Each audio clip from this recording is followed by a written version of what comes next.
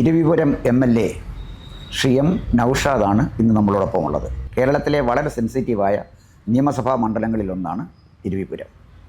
വളരെ ചുരുങ്ങിയ ഒരു കാലം കൊണ്ട് ഇരവിപുരത്തെ ജനങ്ങളെ ജാതിക്കും മതത്തിനും രാഷ്ട്രീയത്തിനും ഒക്കെ അതീതമായി ചേർത്ത് നിർത്താൻ കഴിഞ്ഞ ഒരു ജനപ്രതിനിധി എന്ന നിലയിൽ അദ്ദേഹം വളരെ ശ്രദ്ധേയനാണ്.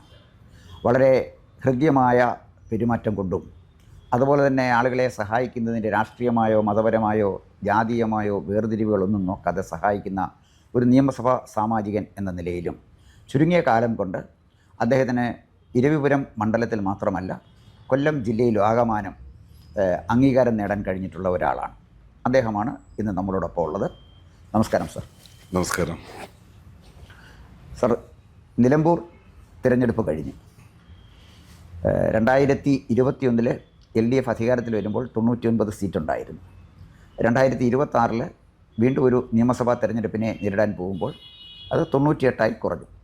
കേരളത്തിലെ നിയമസഭാ സാമാജികന്മാരുടെ എണ്ണം നോക്കുമ്പോൾ അത് വലിയൊരു ന്യൂനതയായിട്ടൊന്നും കാണാനില്ല.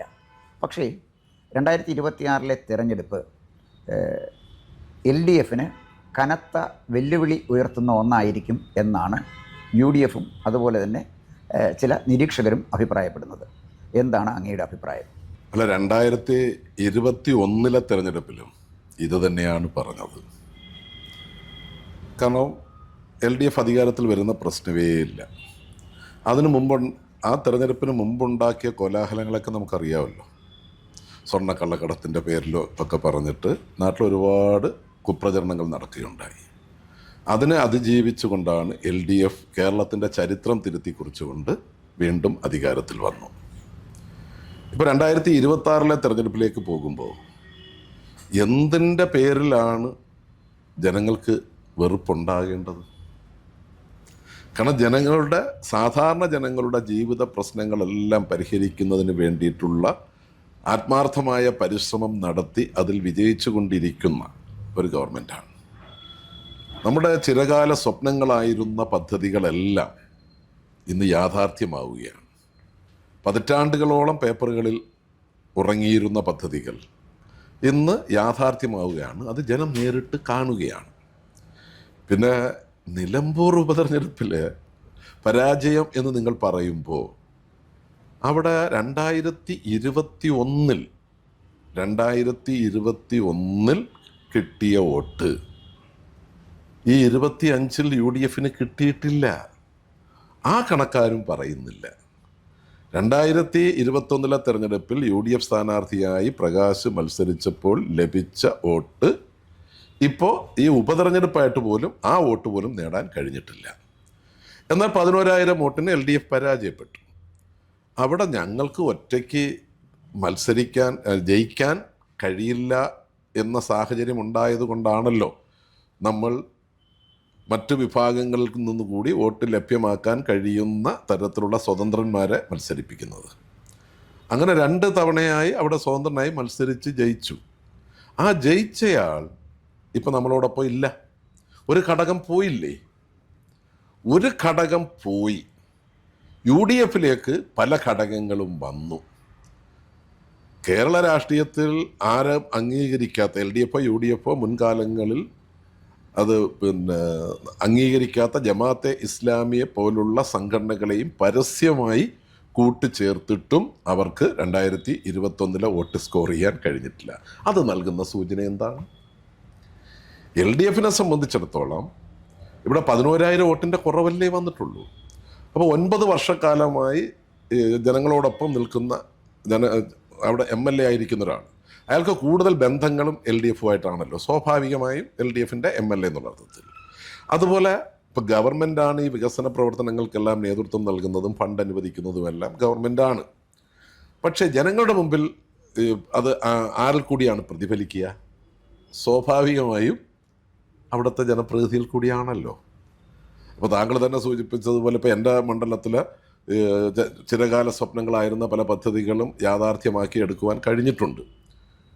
പക്ഷെ അപ്പോൾ അത് ഗവൺമെൻറ്റിൻ്റെ സഹായത്താലാണ് നമ്മളത് ചെയ്യുന്നതെങ്കിലും ജനങ്ങളുടെ മുമ്പിൽ ജനപ്രതിനിധികളല്ലേ വരുന്നുള്ളൂ. അങ്ങനെ 9 വർഷക്കാലമായി അദ്ദേഹം തന്നെ പറഞ്ഞിട്ടുള്ളതനുസരിച്ച് 2,000-ൽ പരം കോടി രൂപയുടെ വികസന പ്രവർത്തനങ്ങളാണ് ഈ 9 വർഷക്കാലം കൊണ്ട് അവിടെ നടന്നത്. അപ്പോൾ അത് അദ്ദേഹത്തിൻ്റെ മിടുക്ക് കൊണ്ടാണെന്ന് ധരിക്കുന്ന ഒരു വിഭാഗം ജനങ്ങളും അദ്ദേഹത്തിന് വോട്ട് ചെയ്തു. സുഹൃത്ത് ബന്ധങ്ങൾ, സൗഹൃദങ്ങൾ അതെല്ലാം വോട്ടിനെ സ്വാധീനിക്കുമല്ലോ. 100% പൊളിറ്റിക്കൽ അല്ലല്ലോ കേരളത്തിലെ തെരഞ്ഞെടുപ്പ്.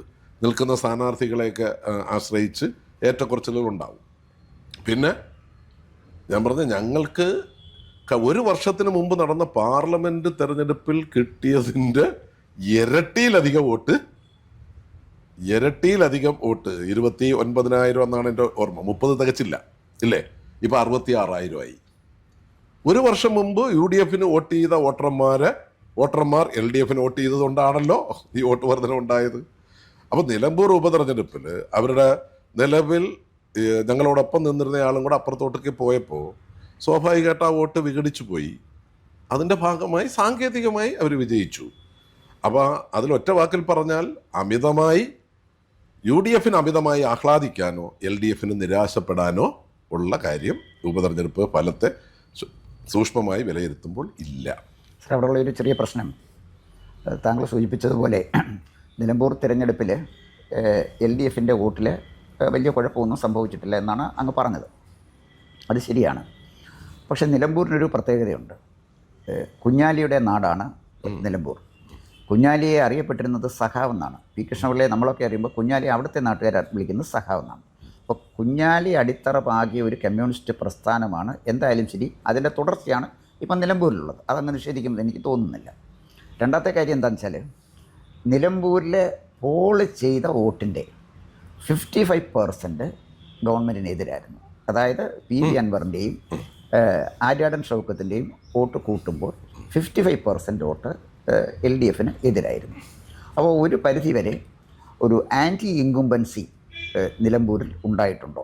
അത് എൻ്റെ ഒരു ചോദ്യം അതാണ്. രണ്ടാമത്തെ കാര്യം, അങ്ങ് ജമാഅത്തെ ഇസ്ലാമിയെക്കുറിച്ച് പറഞ്ഞു. ജമാഅത്തെ ഇസ്ലാമിയും ഇടതുപക്ഷവുമായിട്ട് കൂട്ടുചേർന്നിട്ടുണ്ട്. അത് ഇടതുപക്ഷം തന്നെ സംബന്ധിച്ചിട്ടുള്ള രേഖകളിലുള്ള കാര്യമാണ്. അല്ല, ഞാൻ പറയുന്നത് അങ്ങേക്കത് നിഷേധിക്കാനുള്ള എല്ലാ അവകാശവും. ഞാൻ എൻ്റെ ചോദ്യം മാത്രമാണിത്. അപ്പോൾ ഇത് ദേശാഭിമാനി പോലും റിപ്പോർട്ട് ചെയ്ത കാര്യമാണ്. ജമാഅത്തെ ഇസ്ലാമിയായിട്ട് പിണറായി വിജയനെ സംബന്ധിച്ചിട്ടുണ്ട്. ജമാഅത്തെ ഇസ്ലാമിയായിട്ട് കൂട്ടുചേർന്നിട്ടുണ്ടെന്നറിയാം. ഒരുപക്ഷെ അവരുടെ വോട്ട് സ്വീകരിച്ച് കാണും, അതിനപ്പുറത്തൊന്നുമില്ലായിരിക്കും. ഓക്കെ. പക്ഷേ ഈ തെരഞ്ഞെടുപ്പിനോട് അടുത്ത് വന്നപ്പോൾ ഇപ്പം തന്നെ നമുക്കൊരു ഘടകകക്ഷിയുണ്ട്, INL ഉണ്ട്. അതുകൂടാതെ PDP-യുടെ അവരുടെ പിന്തുണ, അവരെ ഘടകകക്ഷിയാക്കിയിട്ടുണ്ടോ എന്ന് എനിക്ക് തോന്നുന്നില്ല. പക്ഷേ അവരുടെ പിന്തുണ സ്വീകരിക്കാനും അവരെ കൂടെ ചേർത്ത് നിർത്താനും കഴിഞ്ഞു. അപ്പം നമ്മുടെ രാജ്യത്ത് വളർന്നു വരേണ്ട ഒരു മതേതരത്വ സങ്കല്പത്തിന് ഇത്തരം കൂട്ടുകെട്ടുകൾ അനുയോജ്യമാണോ? 2, 55% വോട്ട് ഒരു നിയോജക മണ്ഡലത്തിൽ കൂടുതൽ അല്ലെങ്കിൽ കിട്ടി എന്ന് പറയുന്നത് ഒരു അപായ സൂചകമല്ലേ? 2026 പോകുമ്പോൾ നിലമ്പൂര് മാത്രമായി ഒരു ഉദാഹരണമായിട്ട് എടുക്കാൻ കഴിയും എന്നൊരു രാഷ്ട്രീയ നിരീക്ഷകൻ എന്നുള്ള നിലയിൽ ഞാൻ കരുതുന്നില്ല. എങ്കിൽ പോലും നിലമ്പൂരിലെ മലപ്പുറം ജില്ലയിൽ ഏറ്റവും അധികം ഇടതുപക്ഷത്തിന്, പ്രത്യേകിച്ച് CPM മെമ്പർമാരുള്ള സ്വാധീനമുള്ള സ്ഥലമാണ് നിലമ്പൂർ, മറ്റ് മണ്ഡലങ്ങളെ അപേക്ഷിച്ച്. അവിടെ ഇത്തരം ഒരു സംഭവം വന്നത് ഒരു അപായ സൂചകമായി കാണാനും തിരുത്തൽ വരുത്താൻ പാർട്ടിക്കും LDF കഴിയുമോ? അല്ലാതെ അപായ സൂചനയായിട്ട് കാണുന്നില്ല.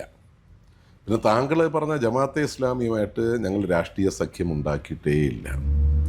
ജമാഅത്തെ ഇസ്ലാമി മുൻകാലങ്ങളിൽ ഇപ്പം 140 മണ്ഡലം ഉണ്ടെങ്കിൽ എല്ലായിടത്തും ഒരേ നിലപാടല്ല സ്വീകരിച്ചിട്ടുള്ള. അവർ സ്ഥാനാർത്ഥികളെ നോക്കി അവരുടെ നിലപാട് അവർക്കിഷ്ടമുള്ള സ്ഥാനാർത്ഥിക്ക് വോട്ട് ചെയ്തിട്ടുണ്ട്. മനസ്സിലായില്ലേ? അത് രാഷ്ട്രീയ സഖ്യമല്ല, അത് അവരുടെ നിലപാട്. ആദ്യമായിട്ടാണ് പരസ്യമായി ഒരു മുന്നണിയോടൊപ്പം നിന്ന് തെരഞ്ഞെടുപ്പ് സഖ്യ കക്ഷിയായി മാറുന്നത്. രണ്ടും തമ്മിൽ വലിയ വ്യത്യാസമുണ്ട്. നമ്മളൊരിക്കലും ജമാഅത്തെ ഇസ്ലാമിയായിട്ട് തെരഞ്ഞെടുപ്പ് സഖ്യമോ രാഷ്ട്രീയ സഖ്യമോ ഉണ്ടാക്കിയിട്ടില്ല. അത് കേരളത്തിലെ ജനങ്ങൾക്ക് നന്നായിട്ടറിയാം. നിങ്ങളിപ്പോൾ 2013 ഒരു സെമിനാറിലെ പിണറായി വിജയൻ്റെ പ്രസംഗം ഇപ്പം സോഷ്യൽ മീഡിയയിൽ, അന്നത്തെ പ്രസംഗം, അന്ന് അദ്ദേഹം പാർട്ടി സെക്രട്ടറി മാത്രമാണ്. അപ്പോൾ അതാണല്ലോ നിലപാട്. ആ നിലപാടിലൊന്നും ഒരു മാറ്റവും വന്നിട്ടില്ല. പിന്നെ 55% എന്ന് പറയുമ്പോൾ ഒരിക്കലും കേരളത്തിൽ 50%-ലധികം വോട്ട് ഈ തിരഞ്ഞെടുക്കപ്പെട്ട ഒരു ഗവൺമെൻറ് രൂപീകരിച്ച LDF UDF 50%-ലധികം വോട്ട് നേടിയിട്ടില്ലല്ലോ. പിന്നെ ഇവിടെ BJP ഇല്ലേ, SDP ഇല്ലേ, ഇവരെല്ലാം പ്രത്യേകമായി നിന്നിട്ടുള്ളതാണ്. അപ്പോൾ 55% കണക്ക് എന്ന് പറഞ്ഞു കഴിഞ്ഞാൽ അത് പൊളിറ്റിക്കലായി നമുക്ക് എതിരായിട്ടുള്ള വോട്ടുണ്ട്. ഞങ്ങൾക്ക് 50%-ലധികം വോട്ടിലേക്ക് നമ്മൾ എത്തിയിട്ടില്ല. അതിലേക്ക് എത്തുക എന്നുള്ള, താങ്കൾ പറഞ്ഞ അതിലേക്ക് എത്തുക എന്ന ഉത്തരവാദിത്വം ഞങ്ങൾക്കുണ്ട്. അതിൽ പ്രധാനം സർക്കാരിൻ്റെ ക്ഷേമ പ്രവർത്തനങ്ങൾ അതിൻ്റെ അർത്ഥത്തിൽ സാധാരണ ജനങ്ങളിലേക്ക് എത്തിക്കുന്നതിൽ ഒരു പോരായ്മ ഉണ്ടായിട്ടുണ്ട്. കാരണം മീഡിയാസ് എല്ലാം ഏകപക്ഷീയമായി ജനങ്ങളുടെ ജീവിതത്തിൽ സർക്കാരിൻ്റെ നടപടികൾ മൂലം ജനങ്ങളുടെ ജീവിതത്തിൽ ഉണ്ടാകുന്ന ജീവിത ചെലവ് കുറയുന്നു, ജീവിത സൗകര്യങ്ങൾ വർദ്ധിക്കുന്നു, ആ നടപടികൾ മൂലം, സർക്കാരിൻ്റെ നടപടികൾ മൂലം. പക്ഷെ അത് ആ അർത്ഥത്തിൽ ജനങ്ങളിലേക്ക് എത്തിക്കാൻ സ്വാഭാവികമായിട്ടും മാധ്യമങ്ങൾ തയ്യാറാകുന്നില്ല. അവർ ഇപ്പോൾ ഞാൻ പറയാം, മൈക്കി പിടിച്ചത് അല്ലെങ്കിൽ ഏതെങ്കിലും ഒരു വാക്കുകൾ ഇല്ലേ, ഇതൊക്കെയാണ് രാജ്യത്തെ ഏതോ സംഭവങ്ങളായി ജനങ്ങളുടെ ജീവിതവുമായി അതിന് വല്ല ബന്ധമുണ്ടോ? ഭരണാധികാരികളുടെ ഉത്തരവാദിത്വം എന്താണ്? ജനങ്ങളുടെ ജീവിത ചെലവ് കുറയ്ക്കുക, ജീവിത സൗകര്യങ്ങൾ വർദ്ധിപ്പിക്കുക. നിങ്ങൾക്ക് ചിലപ്പോൾ നിസ്സാരമായി തോന്നിയേക്കാം, പക്ഷെ വളരെ വലിയ മാറ്റം, വളരെ കൃത്യമായി ഞാൻ പറയാം. കേരളത്തിലെ വിദ്യാഭ്യാസ മേഖല, ആരോഗ്യ മേഖല, ഈ 2 മേഖലകൾ എടുത്തു നോക്കുക. വിദ്യാഭ്യാസ മേഖലയിൽ നാം കേരളത്തിലെ എല്ലാ ജനങ്ങളുടെയും രക്ഷകർത്താക്കളുടെ ആഗ്രഹം മക്കൾക്ക് നല്ല വിദ്യാഭ്യാസം ലഭിക്കണമെന്നുള്ളതാണല്ലോ. സാധാരണക്കാരൻ്റെ മക്കളെല്ലാം പഠിക്കാൻ പോകുന്നത് ഗവൺമെൻറ് സ്കൂളിലും എയ്ഡഡ് സ്കൂളുകളിലുമായിരുന്നു. സർക്കാർ സ്കൂളുകളുടെ അവസ്ഥ എന്തായിരുന്നു? സർക്കാർ സ്കൂളുകളുടെ അവസ്ഥ എന്തായിരുന്നു എന്നുള്ളത് എല്ലാവർക്കും അറിയാം. 4000-ലധികം സ്കൂളുകൾ അടച്ചുപൂട്ടൽ ഭീഷണിയിലായിരുന്നു. ചില സ്കൂളുകൾ വിൽക്കാൻ പോലും, അത് സ്കൂൾ വിൽക്കാൻ പോലും കഴിഞ്ഞ UDF ഗവൺമെൻറ് കാലത്ത് നീക്കങ്ങൾ നടന്നതാണ്, എല്ലാവർക്കും അറിയാം. പക്ഷേ ഇന്ന് ആ സർക്കാർ സ്കൂളുകളും എയ്ഡഡ് സ്കൂളുകളും വളരെ മനോഹരമായി അതിൻ്റെ പശ്ചാത്തല സൗകര്യങ്ങളെല്ലാം വികസിപ്പിച്ചു. അത് ആർക്കും തർക്കിക്കാൻ പറ്റുന്ന കാര്യമല്ല. അതിൻ്റെ ഭാഗമായി സാധാരണക്കാരന് മെച്ചപ്പെട്ട പഠന സൗകര്യം ഉണ്ടായി. ഈ പഠന സൗകര്യം ഉണ്ടായില്ലായിരുന്നു എങ്കിൽ സ്വാഭാവികമായിട്ടും മക്കളെ പഠിപ്പിക്കാൻ അൺഎയ്ഡഡ് സ്കൂളുകളിലേക്ക് വിടേണ്ടി വരുമായിരുന്നു. അപ്പോൾ ഇവിടെ അവർക്ക് സൗകര്യങ്ങൾ വർദ്ധിച്ചു, ഫീസ് കൊടുക്കണ്ടല്ലോ, അപ്പം ചെലവ് കുറഞ്ഞു. ആരോഗ്യമേഖല, കേരളത്തിൽ ആരോഗ്യമേഖല ഇന്ത്യയിൽ ഒന്നാമതാണല്ലോ. സമാനതകളില്ലാത്ത മുന്നേറ്റമാണ് ആരോഗ്യമേഖലയിൽ ഉണ്ടായിട്ടുള്ളത്. സൗകര്യങ്ങൾ വളരെയേറെ വർദ്ധിച്ചു. അത് ക്രമാനുഗതമായൊരു വർധനവല്ല, വളരെ ബോധപൂർവം നടത്തിയ ഇടപെടലുകളുടെ ഭാഗമായി പ്രാഥമിക ആരോഗ്യ കേന്ദ്രങ്ങൾ ഇപ്പോൾ കുടുംബാരോഗ്യ കേന്ദ്രങ്ങളായി മാറി. വലിയ ചേഞ്ച് അല്ലേ? അപ്പോൾ അവിടെ സൗകര്യങ്ങൾ കൂടി. ഈ സർക്കാർ ആശുപത്രികൾ മെച്ചപ്പെട്ടതിൻ്റെ ഭാഗമായി നമുക്ക് മറ്റാശുപത്രികളെ ആശ്രയിക്കുന്നതിൽ വലിയ കുറവ് വന്നു. അപ്പോൾ ചെലവ് കുറഞ്ഞു. അപ്പോൾ സൗകര്യങ്ങൾ കൂടുന്നു, ചെലവുകൾ കുറയുന്നു. ഇന്ന് കേരളത്തിൽ റേഷൻ വാങ്ങിക്കാത്തത് ആരാണ് സാറേ? വളരെ ചുരുക്കം ആൾക്കാരല്ലേ ഉള്ളൂ. മുമ്പ് എല്ലാവരും വാങ്ങിക്കുമായിരുന്നു, ഇല്ല. അപ്പോൾ പൊതുമാർക്കറ്റിൽ ഉണ്ടാകുന്ന വില വർധനവിനെ ഒരു പരിധി വരെ നിയന്ത്രിക്കാൻ ആ ഇടപെടൽ കാരണം റേഷൻ സംവിധാനം കുറ്റമറ്റതാക്കിയത് വഴി കഴിഞ്ഞിട്ടുണ്ട്. അപ്പോൾ ആരോഗ്യമുള്ള ഈ നവകേരളം എന്നൊക്കെ പറയുമ്പോൾ ഈ ഇൻഫ്രാസ്ട്രക്ചർ ഡെവലപ്മെൻറ്റ് മാത്രമല്ല സാർ, ആരോഗ്യമുള്ള, വിദ്യാഭ്യാസമുള്ള, പട്ടിണിയില്ലാത്ത, നമ്മുടെ ഇന്ത്യയിൽ അതിദരിദ്രരില്ലാത്ത സ്റ്റേറ്റ് കേരളമാണ്. ചെറുതായി കാണാൻ പറ്റുമോ? അങ്ങനെ ജനക്ഷേമകരമായ പ്രവർത്തനങ്ങളുമായി മുന്നോട്ട് പോകുന്നു. ഭവന നിർമ്മാണം, അപ്പോൾ ആരോഗ്യമുള്ള, വിദ്യാഭ്യാസമുള്ള, പട്ടിണിയില്ലാത്ത, പാർപ്പിടമുള്ളവരുടെ നാട് ഏതെന്ന് ചോദിച്ചാൽ അത് കേരളം. അത് ലോകത്തിന് തന്നെ മാതൃകയാകുന്ന തരത്തിലേക്ക് ഇപ്പോൾ സമ്പൂർണ്ണ പാർപ്പിടത്തിലേക്ക് എത്തുകയാണ്. പക്ഷേ ഇതിൻ്റെ ആ അളവിൽ സാധാരണക്കാരനിലേക്ക് എത്തിക്കാൻ കഴിഞ്ഞിട്ടില്ല എന്നുള്ള പോരായ്മ ഞങ്ങളിലുണ്ട്. അതിന് ഇപ്പം നമ്മൾ ശ്രദ്ധ കൊടുക്കുന്നുണ്ട്. അത് ജനങ്ങൾക്ക് ബോധ്യപ്പെട്ട് കഴിഞ്ഞാൽ ഒരിക്കലും ജനങ്ങൾക്ക് ഇതിനെ, ഈ ഗവൺമെൻറ്റിനെ 100% അവർ സപ്പോർട്ട് ചെയ്യും എന്നുള്ള കാര്യത്തിൽ ഞങ്ങൾക്ക് യാതൊരു സംശയവുമില്ല. ഒരു കാര്യം കൂടി എന്തെന്ന് വെച്ചാൽ, ഇതെല്ലാം നടത്തുമ്പോഴും ഒരു ഗവൺമെൻറ് പ്രവർത്തിക്കണമെങ്കിൽ പണം വേണ്ടേ സാർ? എന്തെല്ലാം വാദപ്രതിവാദങ്ങൾ അങ്ങോട്ടും ഇങ്ങോട്ടും നടത്തിയാലും പൈസയ്ക്ക് പൈസ വേണമല്ലോ, അല്ലേ? കേരളത്തിന് ലഭിച്ചുകൊണ്ടിരുന്ന ബഡ്ജറ്റ് വിഹിതം കുറഞ്ഞോ കൂടിയോ? നിങ്ങളെപ്പോലുള്ളവരാണ് അഭിപ്രായ പ്രകടനം നടത്തേണ്ടത്, ഇല്ലേ? ഞാൻ പറഞ്ഞ 3.8 ഉണ്ടായിരുന്നത് 1.9 ആയല്ലോ എന്ന് പറയാൻ നേർ പകുതിയായി ആണല്ലോ. ഇപ്പോൾ പിന്നെ സ്വാഭാവികമായിട്ടും പറയും ഇപ്പോൾ GST നഷ്ടപരിഹാരം അവർ 5 വർഷത്തേക്കേ പറഞ്ഞിരുന്നുള്ളൂ. 5 വർഷം പറഞ്ഞത് തന്നെ എന്തിനാ? 5 വർഷം പറഞ്ഞത് സാറേ ഇതെല്ലാം ഒന്ന് സെറ്റ് ചെയ്തെടുക്കാനല്ലേ. 5 വർഷം നഷ്ടപരിഹാരം തരാമെന്ന് പറഞ്ഞു കഴിഞ്ഞാൽ വളരെ പെട്ടെന്ന് നടപ്പിലാക്കിയൊരു പദ്ധതി അതൊന്ന് അപ്ഡേറ്റ് ചെയ്തെടുക്കാനുള്ളൊരു ടൈം ആണല്ലോ, ഇല്ലേ? പക്ഷെ ആ ടൈം എന്താണ്? 17 ഇത് നടപ്പിലാക്കി. 18 കേരളത്തിൽ എന്ത് വന്നു? മഹാപ്രളയം, ഇല്ലേ? 19 വീണ്ടും പ്രളയം, 20 കൊറോണ, 21 കൊറോണ, 22 നിർത്തി. അപ്പോൾ ഈ 4 വർഷക്കാലം, 5 വർഷം എന്ന് പറയുമ്പോൾ അതിൽ 4 വർഷക്കാലവും നമുക്ക് ഇത് ശ്രദ്ധിക്കാനോ മറ്റോ കഴിയുന്നില്ല. കൊറോണയുടെ പിറകെ പോകുമോ, അത് നേരിടാൻ പോകുമോ, പ്രളയത്തെ നേരിടാൻ പോകുമോ, GST സംവിധാനം അപ്ഡേറ്റ് ചെയ്യാൻ വേണ്ടി പോകുമോ? സ്വാഭാവികമായിട്ടും. അപ്പോൾ നമുക്ക് ഒരു 5 വർഷം കൂടിയേ നമ്മൾ ചോദിച്ചുള്ളൂ, തന്നില്ല. ഈ കാലഘട്ടത്തിൽ നമുക്ക് ചെലവ് കൊറോണയെ നേരിട്ടത് ലോകത്തിന് തന്നെ മാതൃകയായ തരത്തിലാണല്ലോ, ആർക്കും നിഷേധിക്കാൻ കഴിയില്ലല്ലോ. ആ പ്രളയത്തെ നേരിട്ടതോ നിഷേധിക്കാൻ കഴിയുമോ? അപ്പോൾ 1-ാം പിണറായി സാധാരണഗതിയിൽ കേരളത്തിൽ തുടർച്ച ഉണ്ടാവാറില്ലല്ലോ. അപ്പോൾ 1-ാം പിണറായി ഗവൺമെൻറ് തുടർച്ചയായി 2-ാം പിണറായി ഗവൺമെൻറ് ഉണ്ടായി. അത് ഞങ്ങളുടെ കൃത്യമായി പറഞ്ഞാൽ എന്തുകൊണ്ടത് വന്നു എന്ന് ചോദിച്ചാൽ ജനങ്ങൾ ആഗ്രഹിക്കുന്നത് എന്താണെന്ന് മനസ്സിലാക്കി പ്രവർത്തിച്ചൊരു ഗവൺമെൻറ്റാണ്. അവിടെയാണ് കൃത്യമായി പറഞ്ഞ സാധാരണക്കാരൻ്റെ മക്കൾക്ക് പഠിക്കാൻ സ്കൂളുണ്ടാക്കിയ, അവരെ ചികിത്സിക്കാൻ ആശുപത്രി ഉണ്ടാക്കിയ, അവർക്ക് കഴിക്കാൻ റേഷൻ കൊടുത്ത, അതിന് അവർക്ക് പാർക്കാൻ ഭൂമി നൽകിയ, ഇല്ലേ? പിന്നെ സമസ്ത മേഖലയിൽ തീരദേശ ഹൈവേ, മലയോര ഹൈവേ, നാഷണൽ ഹൈവേയുടെ കോവിഡിനെ നേരിട്ട്, ഇല്ലേ? പെൻഷൻ വീടുകളിലെത്തി അവരുടെ പ്രതീക്ഷയ്ക്കപ്പുറം വർദ്ധിപ്പിച്ച് അവരുടെ വീടുകളിൽ എത്തിച്ച്, അതിനോടൊപ്പം നിങ്ങളുടെ ഭാഷയിൽ പറഞ്ഞാൽ കിറ്റും കൊടുത്ത, ഇല്ലേ? അപ്പോൾ ഇത്രയും കാര്യങ്ങൾ ചെയ്തതിൻ്റെ ഒരു റിസൾട്ടാണ്. അപ്പോൾ സാധാരണഗതിയിൽ ഒരു ഗവൺമെന്റിനെതിരായി പറയുന്ന പ്രചരണങ്ങളെല്ലാം വ്യക്തിപരമായ ആക്ഷേപങ്ങളും അതുപോലെ തന്നെ സ്വർണ്ണക്കടത്തിന്റെ പേരിലൊക്കെ കോലാഹലങ്ങളൊക്കെ ഉണ്ടാക്കിയിട്ടും വീണ്ടും പിണറായി ഗവൺമെന്റ് വന്നു. അതിന്റെ കാരണം എന്തെന്ന് ചോദിച്ചാൽ ഈ നടത്തിയ പ്രവർത്തനങ്ങളാണ്. ഇതെല്ലാം ചെയ്യണമെന്നുണ്ടെങ്കിൽ ഗവൺമെന്റ് കയ്യിൽ പൈസ വേണം. അപ്പൊ ഏത് മർമ്മത്തിൽ പിടിക്കണം?